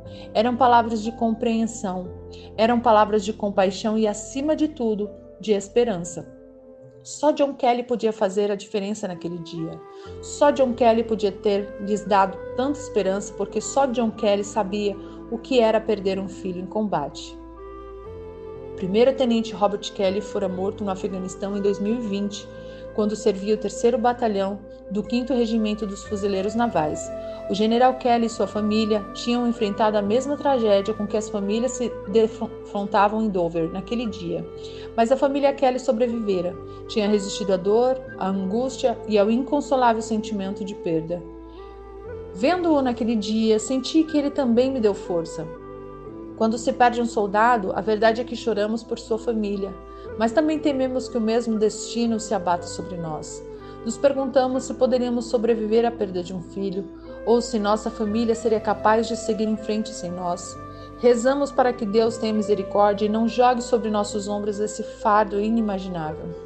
Nos 3 anos seguintes, John Kelly e eu nos tornamos amigos íntimos. Ele era um oficial notável, um excelente marido para sua mulher Karen, e um pai amoroso para sua filha Kate e seu primogênito, o major dos fuzileiros navais, John Kelly. Porém, mais do que isso, sem saber, John Kelly deu esperança a todos os que o cercavam. Esperança de que nos piores momentos podemos vencer a dor, a decepção, a agonia e sermos fortes. De que temos dentro de nós a capacidade de prosseguir, não apenas para sobreviver, mas também para inspirar outras pessoas. A esperança é a força mais poderosa do universo. Com esperança podemos inspirar nações a atingir sua grandeza. Com esperança podemos ajudar os oprimidos a se levantar. Com esperança podemos aliviar a dor da perda insuportável. Às vezes, tudo o que é preciso é uma pessoa que faça a diferença. Algum dia, qualquer um de nós se verá enfiado na lama até o pescoço. É o momento de cantar alto, de sorrir francamente, de animar os que nos cercam e lhes dar esperança de que o amanhã será um dia melhor. Capítulo 10. Nunca, jamais desista. Se você quer mudar o mundo, nunca, jamais toque o sino. Eu estava parado em posição de sentido com outros 150 alunos no primeiro dia do meu treinamento no SEAL. O instrutor, vestido com shorts caqui, camiseta azul e dourada e botas de combate, atravessou o grande pátio asfaltado até um sino de metal pendurado à vista de todos os recrutas. Senhores, ele começou, hoje é o primeiro dia do treinamento do SEAL. Pelos próximos 6 meses, os senhores se submeterão ao curso de instrução militar mais difícil dos Estados Unidos. Olhei em volta e notei olhares de apreensão no rosto de meus companheiros. O instrutor continuou. Os senhores serão testados como nunca antes em sua vida. Ele fez uma pausa e percorreu com os olhos a classe de novos girinos. A maioria dos senhores não conseguirá chegar ao fim. Isso eu lhes garanto. E sorriu. E farei tudo o que estiver ao meu alcance para fazê-los desistir. Ele enfatizou a última palavra. Vou persegui-los sem piedade. Vou envergonhá-los diante de seus colegas. Vou pressioná-los além dos seus limites. E então um sorriso irônico perpassou seu rosto. E haverá sofrimento, muito sofrimento. Agarrando o sino, ele puxou a corda com força e um som metálico ecoou pelo pátio. Mas se os senhores não gostam de sofrer, se não gostam de perseguição, há uma saída fácil. Ele puxou a corda novamente e outra onda de um som metálico profundo reverberou nos edifícios. Tudo o que precisam fazer para escapar é tocar o sino 3 vezes. Ele soltou a corda. Toquem o sino e não terão que levantar cedo. Toquem o sino e não terão que aguentar as longas corridas, os exercícios de natação em águas geladas, as pistas de obstáculos. Toquem o sino e poderão evitar todo esse sofrimento. Então o instrutor olhou para o chão e pareceu interromper o monólogo que preparara. Mas vou lhe dizer uma coisa, ele continuou. Se desistirem, vão se arrepender pelo resto da vida. Desistir não torna nada mais fácil. 6 meses depois, éramos apenas 33 na cerimônia de graduação. Muitos tinham escolhido a saída mais fácil, tinham desistido, e eu apostava que o instrutor tinha razão. Eles se arrependeriam pelo resto da vida. De todas as lições que aprendi no treinamento do SEAL, essa foi a mais importante. Nunca desista. Não parece uma afirmação muito profunda, mas a vida constantemente nos coloca em situações em que desistir parece muito mais fácil do que seguir em frente. Quando as probabilidades desfavoráveis se acumulam contra nós, desistir nos parece o mais racional. E toda a minha carreira me inspirei em homens e mulheres que se recusaram a desistir, que se recusaram a ter pena de si mesmos, mas nenhum me inspirou mais do que uma jovem Ranger que conheci em um hospital no Afeganistão. Já era tarde da noite quando fui informado de que um dos meus soldados tinha pisado numa mina e fora transferido de helicóptero para o hospital de campanha, perto do meu quartel-general. Eu e o comandante dos Rangers, Coronel Eric Kurila, partimos rapidamente para o hospital e logo estávamos no quarto do soldado. Ele estava deitado numa cama hospitalar, com tubos presos à boca e ao peito, queimaduras da explosão marcavam seus braços e seu rosto. O cobertor que lhes cobria o corpo estava plano onde deveriam estar suas pernas. Sua vida tinha mudado para sempre. Eu já tinha feito incontáveis visitas ao hospital de campanha no Afeganistão. Como comandante em tempo de guerra, eu tentava não interiorizar o sofrimento humano. Sabia que isso faz parte da luta. Soldados se ferem, soldados morrem. Se deixarmos que cada decisão nossa se baseie na possibilidade da morte, teremos que lutar com unhas e dentes para sermos eficientes. De alguma forma, aquela noite parecia diferente. O soldado diante de mim era muito jovem, mais novo que meus 2 filhos. Tinha 19 anos e se chamava Adam Bates. Tinha chegado ao Afeganistão havia apenas uma semana e aquela fora sua primeira missão. Eu me inclinei, toquei seu ombro. Ele parecia estar sedado e inconsciente. Refleti por um instante, fiz uma prece e já me preparava para sair quando uma enfermeira entrou para ver meu soldado. Ela sorriu, testou seus sinais vitais e me perguntou se eu tinha alguma pergunta sobre seu estado. Informou-me que ele tivera as 2 pernas amputadas e tinha graves queimaduras, mas que sua chance de sobrevivência era boa. Agradeci a ela o cuidado que dispensava o soldado Bates e lhe disse que voltaria quando ele estivesse consciente. Oh, ele está consciente, ela disse. Na verdade, seria bom o senhor falar com ele. Gentilmente, ela sacudiu o jovem Ranger, que abriu ligeiramente os olhos e percebeu a minha presença. Ele não pode falar, disse a enfermeira, mas como sua mãe era surda, ele conhece a linguagem de sinais. A enfermeira me estendeu uma folha de papel com vários símbolos da linguagem de sinais. Falei por um minuto, tentando encontrar forças para dizer a coisa certa. O que dizer a um jovem que tinha perdido as 2 pernas servindo seu país? Como fazê-lo se sentir melhor sobre seu futuro? Com o rosto inchado pela explosão, os olhos quase imperceptíveis em meio à vermelhidão e às bandagens, Bates me encarou por um instante. Deve ter percebido a piedade em minha expressão. Erguendo a mão, começou a fazer sinais. Olhei cada símbolo na folha de papel que tinha diante de mim. Lenta e dolorosamente, ele sinalizou. Vou ficar bem. E caiu no sono. Quando deixei o hospital naquela noite, não pude evitar o choro. De centenas de homens com os quais eu conversara no hospital, nenhum nunca se queixou. Nunca. Tinham orgulho do que faziam. Aceitavam seu destino e tudo o que queriam era voltar à sua unidade, estar com os homens que tinham deixado para trás. De alguma maneira, Bates personificava todos esses homens chegados ao hospital antes dele. 1 ano depois dessa visita ao hospital, eu estava na cerimônia de troca de comando do 75º Regimento dos Rangers. Ali, entre as fileiras de soldados, estava Bates, elegante em seu uniforme e ereto sob suas novas próteses ortopédicas. Por casualidade, ouviu desafiar seus companheiros a uma competição. Apesar de tudo, porque passara as várias cirurgias, a dolorosa reabilitação, a necessidade de se adaptar a uma nova vida, ele jamais desistira. Estava ali rindo, brincando e, como me prometera, estava bem. A vida é cheia de fases difíceis, mas sempre existe alguém em uma situação pior do que a nossa. Se enchermos nossos dias com autopiedade, tristeza pela maneira como fomos tratados, lamentando nossa sorte na vida, culpando alguém ou alguma coisa por nossas circunstâncias, a vida será longa e difícil. Se, por outro lado, nos recusarmos a desistir de nossos sonhos, nos mantivermos firmes e fortes diante das adversidades, então a vida será o que fizermos dela e podemos fazê-la grandiosa. Nunca, jamais toque o sino. Lembre-se, comece o dia com uma tarefa feita. Encontre alguém que o ajude a enfrentar a vida. Respeite todo mundo. Saiba que a vida não é justa e que muitas vezes você vai fracassar.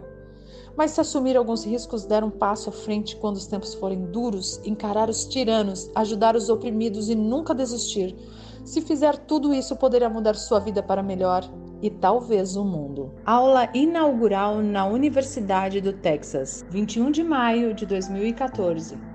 O slogan da universidade é: "O que começa aqui muda o mundo". Devo admitir que ele me agrada. O que começa aqui muda o mundo. Esta noite, quase 8.000 estudantes estão se formando na Universidade do Texas. Segundo o ESC.com, esse grande paradigma de rigor analítico, um americano médio vai conhecer 10.000 pessoas ao longo da vida. É muita gente.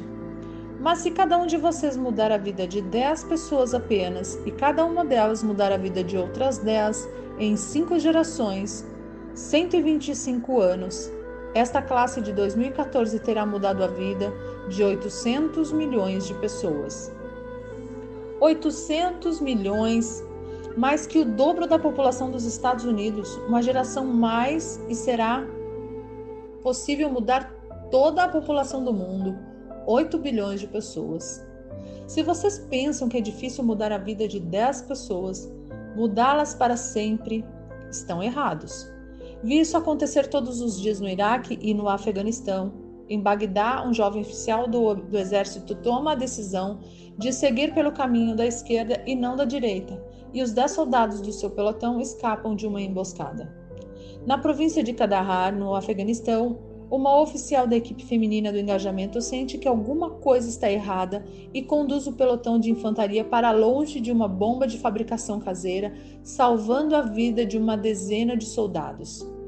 Mas, pensando bem, não apenas esses soldados foram salvos pela decisão de uma pessoa, como também seus filhos que ainda não tinham nascido, e os filhos de seus filhos.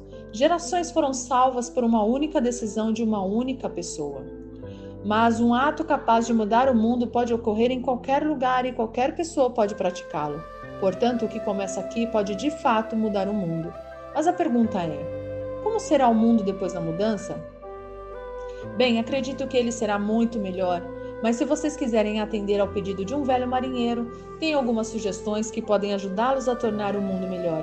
E embora eu tenha aprendido essas lições durante minha vida militar, posso garantir que não importa se você um dia serviu a alguma instituição militar.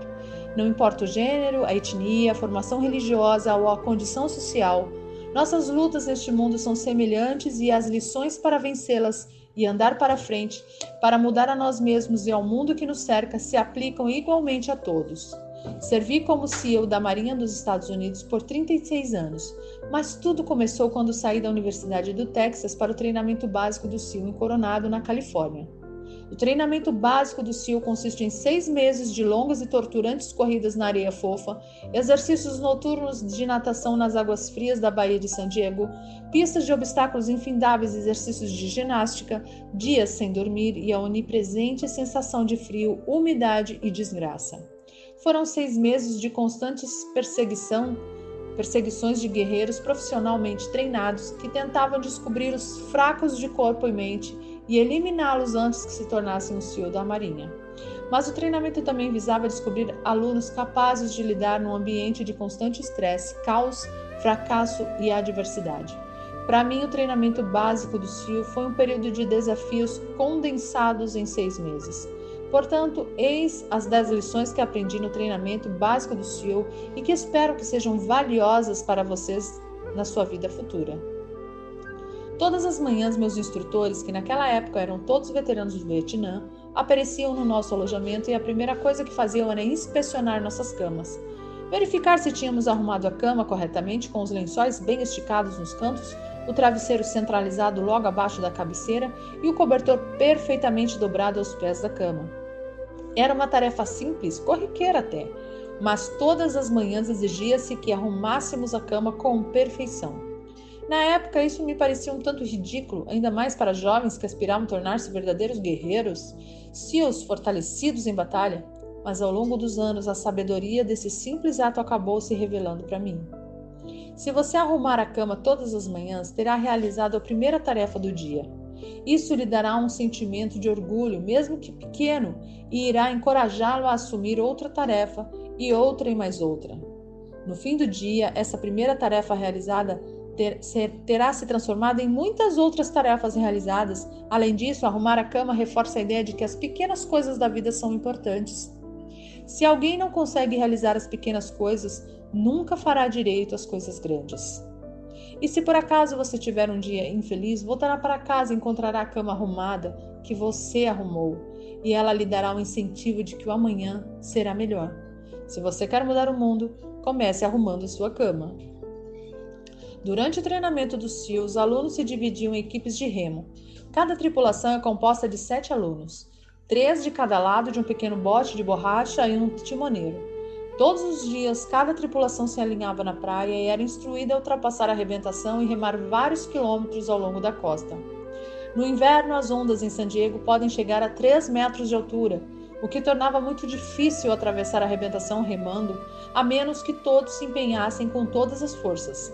Cada remada precisava estar sincronizada com a contagem do timoneiro.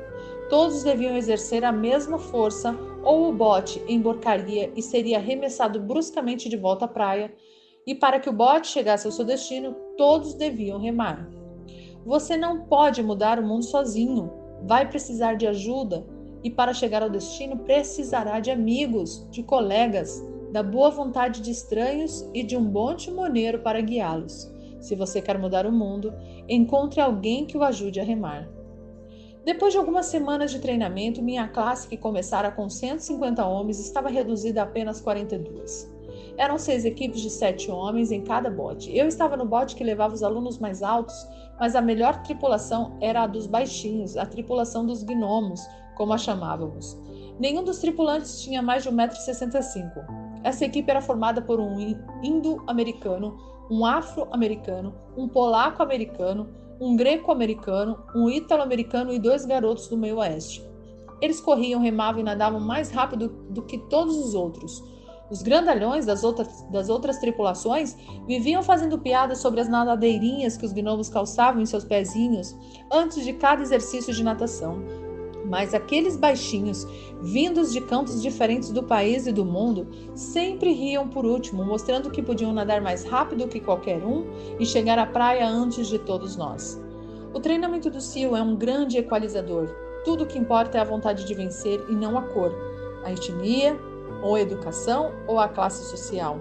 Se você quer mudar o mundo, avalie as pessoas pelo tamanho do coração. Várias vezes por mês, os instrutores alinhavam a classe e inspecionavam os uniformes. Era uma inspeção meticulosa e cabal. O cap tinha que estar perfeitamente engomado, o uniforme imaculadamente passado e a fivela de cinto brilhante e sem uma mancha sequer.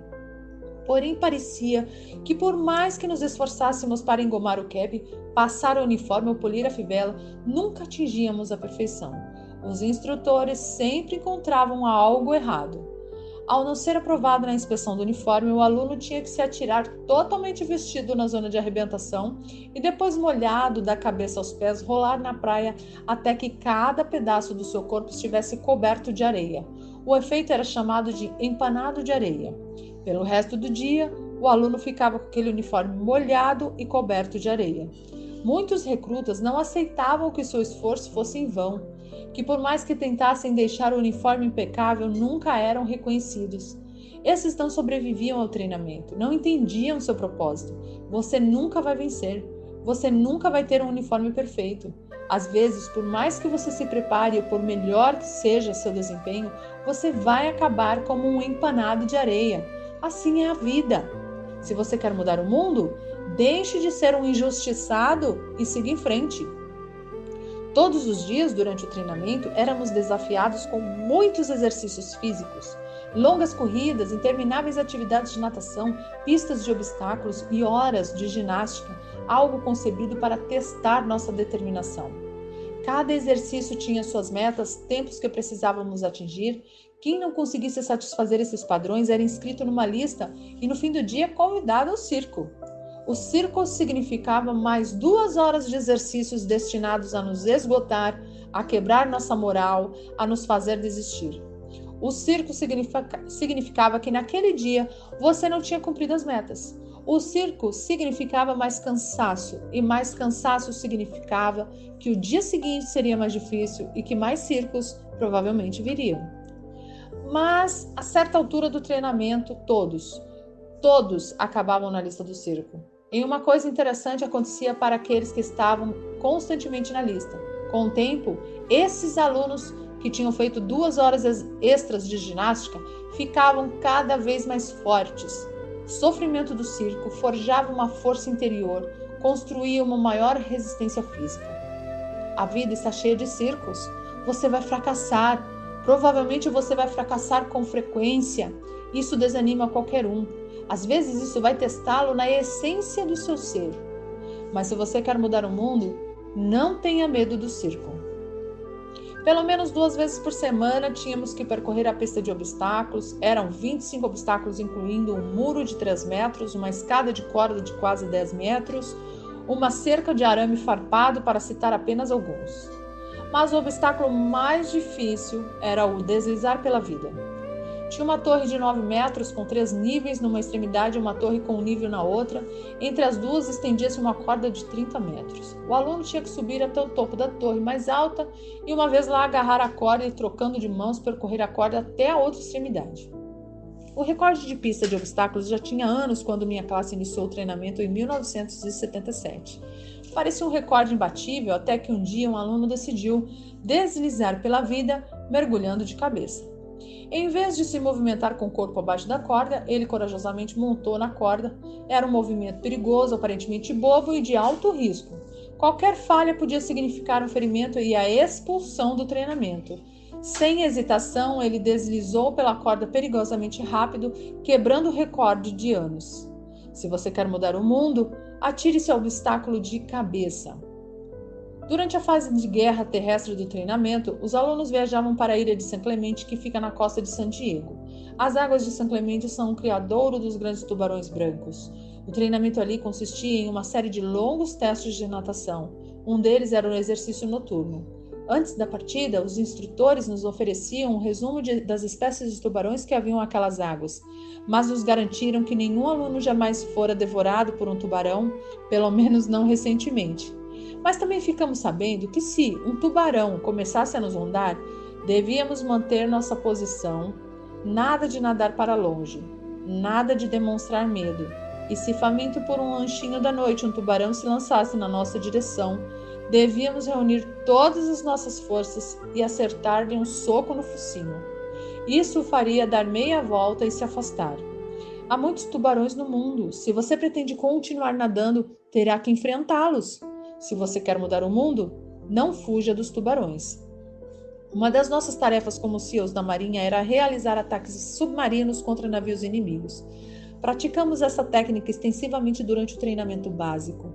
A missão de ataque é realizada por 2 mergulhadores que são deixados nas águas de um porto inimigo e precisam nadar 2 quilômetros sob a superfície, usando apenas um tanque de oxigênio e uma bússola para chegar ao alvo. Durante o nado, mesmo abaixo da superfície, alguma luz penetra nas águas. É reconfortante saber que existe um mar aberto sobre nós. Mas quando nos aproximamos do navio que está amarrado a um pier, a luz vai desaparecendo. A estrutura de aço do navio bloqueia a luz da lua e as lâmpadas da rua, bloqueia toda a luz ambiente. Para ter sucesso na missão, temos que nadar debaixo do navio e encontrar a quilha, a linha central na parte mais profunda do navio. Ela é nosso objetivo. Mas essa é também a parte mais escura, onde não se consegue enxergar um palmo diante do nariz, onde o barulho das máquinas é ensurdecedor e onde é fácil perder a orientação e fracassar.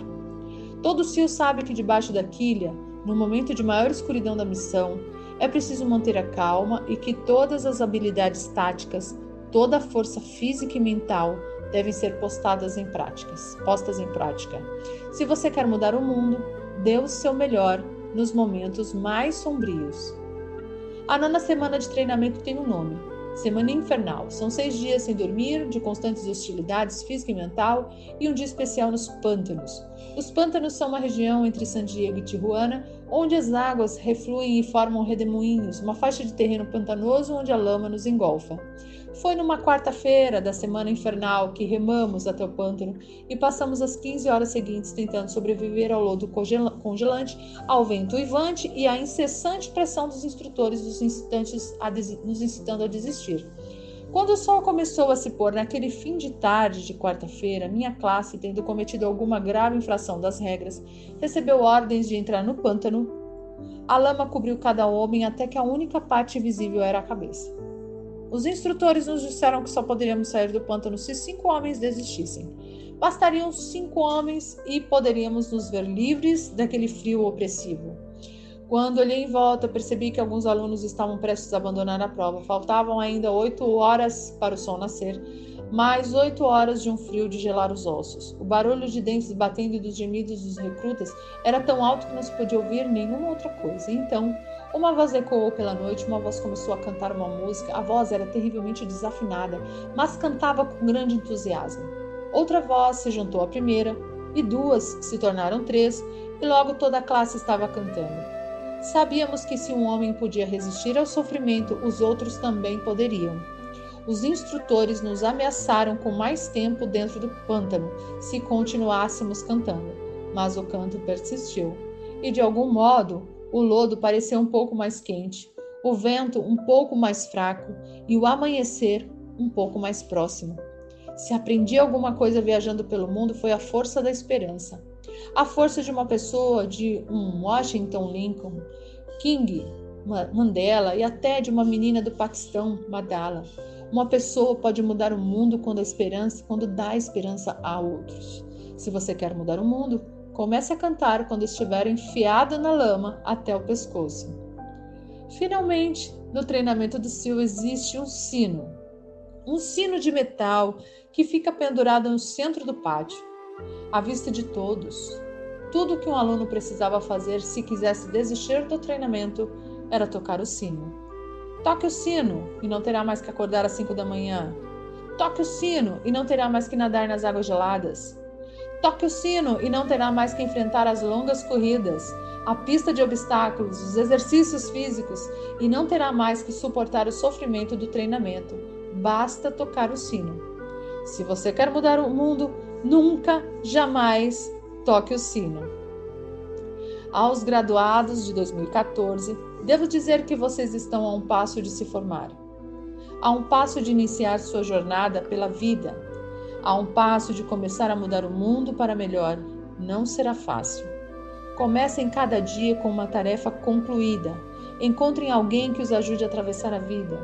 Respeitem todas as pessoas. Saibam que a vida não é justa e que às vezes o fracasso é inevitável.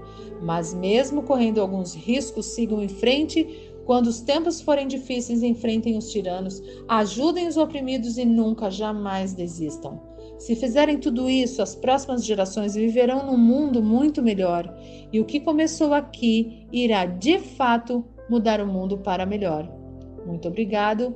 Hooking in Horns.